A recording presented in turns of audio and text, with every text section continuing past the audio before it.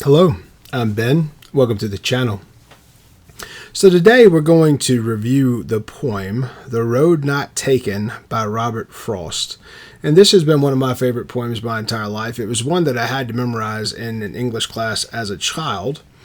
And it's not a long poem, but it has quite a bit talking about life and the journey. So we'll talk about that briefly and tell you where it came from.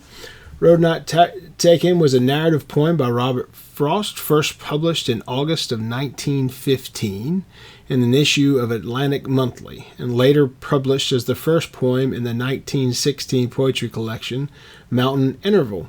Its central theme is the divergence of paths, both literally and figuratively, although its interpretation is noted for being complex and potentially divergent.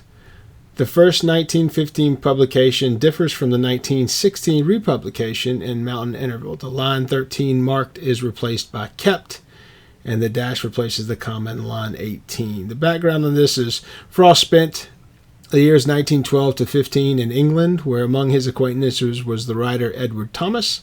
Thomas and Frost became close friends and took walks together many times. One day as they were walking together, they came across two roads. Thomas was indecisive about which road to take. In retrospect, often lamented that they should have taken the other one.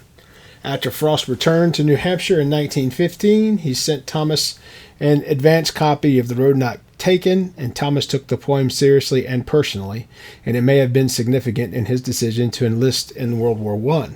Thomas was killed 2 years later at the Battle of Arras, which is spelled A-R-R-A-S.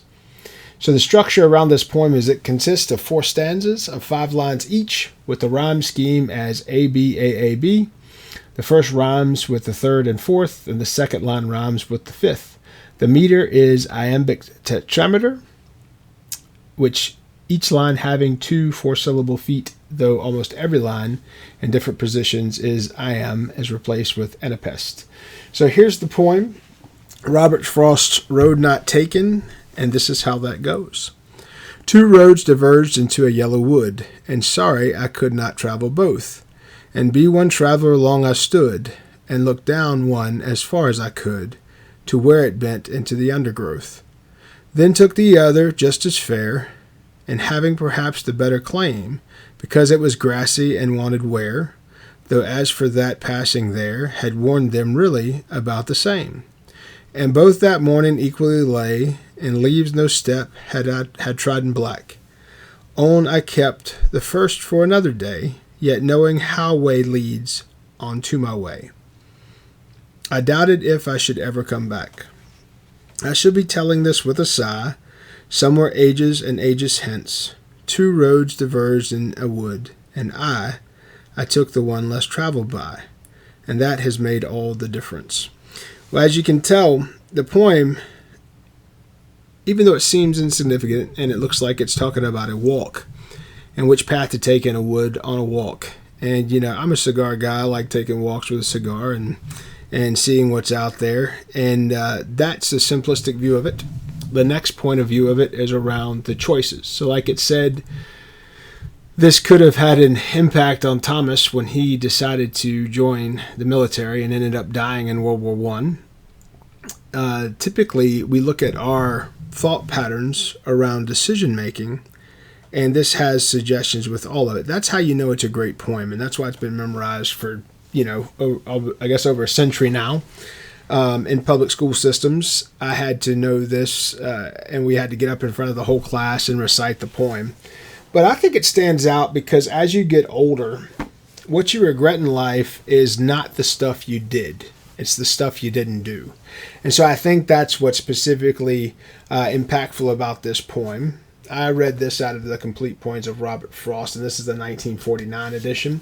A great edition, but of course this poem is everywhere online. You can see it on the internet.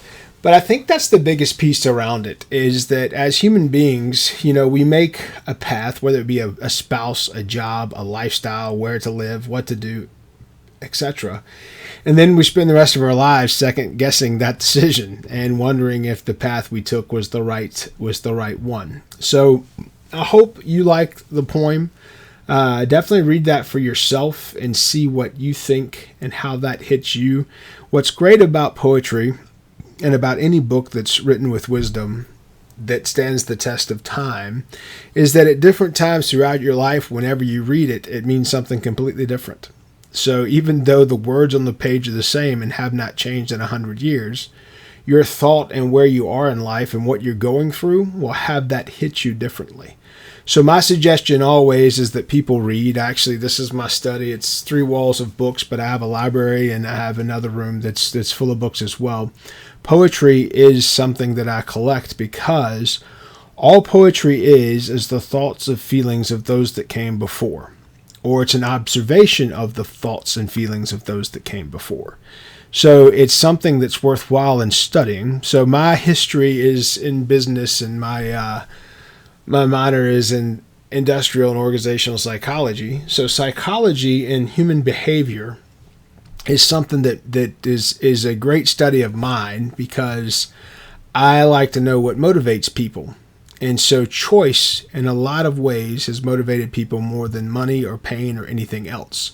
Having the choice or not having the choice, right? And if you go back to biblical writings, if you go back to Genesis and where we were in the beginning versus where we are now, what impacted us the most greatly was that freedom of choice and understanding what it means, right? So in Genesis, when the forbidden fruit was taken, it meant specific things for men and specific things for women. Goes back to that thought process around choice. So if you like subject matter like this and subjects such as these, please like, please subscribe. I'm Ben. Be good.